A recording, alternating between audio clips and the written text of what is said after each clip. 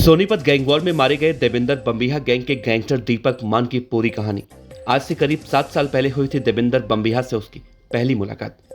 बम्बिहा से मिलकर दीपक मान का दिमाग फिर गया था और घर वालों को छोड़कर आ गया था अपराध की दुनिया में। अपराध की दुनिया में आने के बाद घर वालों को ऐसा छोड़ा कि जब गैंगस्टर दीपक मान की मां की मौत हुई उसके बाद भी वो गाँव नहीं आया। पंजाब के फरीदकोट के जैतो गाँव का दीपक 4 भाइयों में था सबसे छोटा। क्या करते हैं गैंगस्टर दीपक मान के भाई और परिवार, बताएंगे आपको पंजाब के कुख्यात गैंगस्टर देविंदर बम्बिहा गैंग के दीपक मान की पूरी कहानी, जो आपको इंटरनेट पर तो नहीं मिलेगी। उस दीपक मान की कहानी जिसे 2 दिन पहले गोल्डी बराड़ ने अमेरिका में बैठकर मरवा दिया। साथ ही आपको बताएंगे इस पूरे मामले से जुड़ी हुई एक एक बातें विस्तार से। बने रहिएगा वीडियो के अंत तक। नमस्कार, आप देख रहे हैं BDF न्यूज।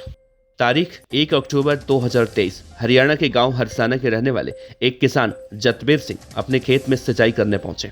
अभी वो खेत में पहुंचे ही थे कि रजवाहे के पास एक युवक की लाश दिखी, तो उन्होंने पूरे मामले की जानकारी सोनीपत सदर थाने को दी। उन्होंने पुलिस को बताया कि खेत में देर शाम युवक का शव मिला। दरअसल जिस किसान के खेत में वो लाश पड़ी थी, वो किसान खेतों को पट्टे पर लेकर खेती करता था। उसने पुलिस वालों को बताया कि वो खेत की सिंचाई करने गया था तो उसे लाश दिखी, जिसके बाद वो डर गया।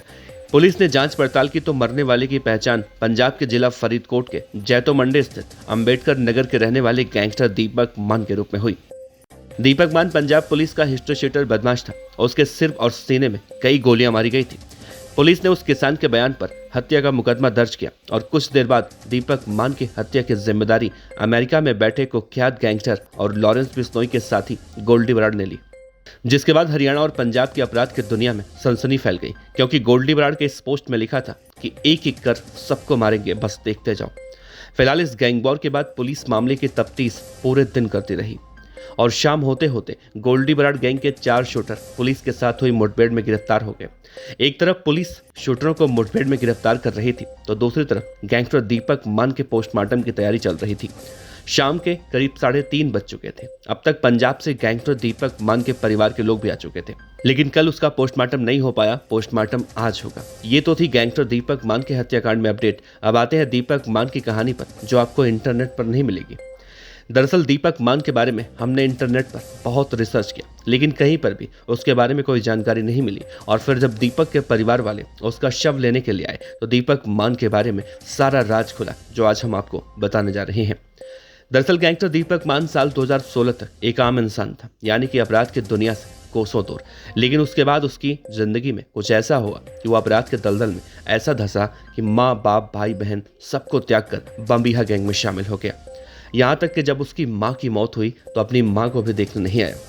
गैंगस्टर दीपक मान के 2 भाई उसके शव को लेने पहुंचे। एक का नाम सोनू है, जो उम्र में उससे बड़ा है, और दूसरे का नाम चिंकी, वो भी उसका बड़ा भाई है। उन्होंने दीपक मान के बारे में पुलिस को बताया है कि उनके भाई ने साल 2017 से परिवार से नाता तोड़ लिया था। उसका भाई जैतो के ही रहने वाले कुख्यात गैंगस्टर अमन जैतो के साथ मिलकर मोगा के रहने वाले देविंदर बम्बिहा के संपर्क में आ गया था। देविंदर बम्बिहा उस वक्त अपराध की दुनिया में उफान पर था। बम्बिहा से मिलने के बाद वो बहकी बहकी बातें करता था, घर के लोगों से लड़ाई करता, हमेशा घर छोड़कर जाने की बात करता, और एक दिन हमेशा के लिए वो घर छोड़कर चला गया। दीपक मान के दूसरे भाई चिंकी ने पुलिस को बताया कि दीपक 4 भाई बहनों में सबसे छोटा था। उसका सबसे बड़ा भाई सोनू, जो एक मोटर मैकेनिक है, वो भी उनके काम में हाथ बंटवाता है।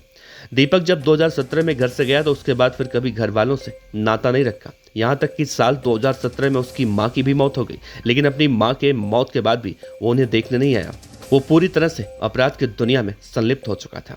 ऐसे में उसके बारे में ज्यादा जानकारी तो नहीं है। और जब हरियाणा की सोनीपत पुलिस ने रात 9 बजे उन्हें कॉल करके उसके मौत की जानकारी दी तो उन्हें मालूम चला कि उनका छोटा भाई अब इस दुनिया में नहीं है, वो एक गैंग वॉर में मारा जा चुका है। हालांकि दीपक के परिवार के लोग गोल्डी बराड़ और दीपक के आपराधिक मामलों में किसी तरह की जानकारी देने से मना कर रहे हैं। बात करें गैंगस्टर दीपक के पोस्टमार्टम की, तो सोमवार को छुट्टी होने की वजह से, फॉरेंसिक चिकित्सक और एक्सरे नहीं हो पाने की वजह से नागरिक अस्पताल में दीपक के शव का पोस्टमार्टम नहीं हो पाया।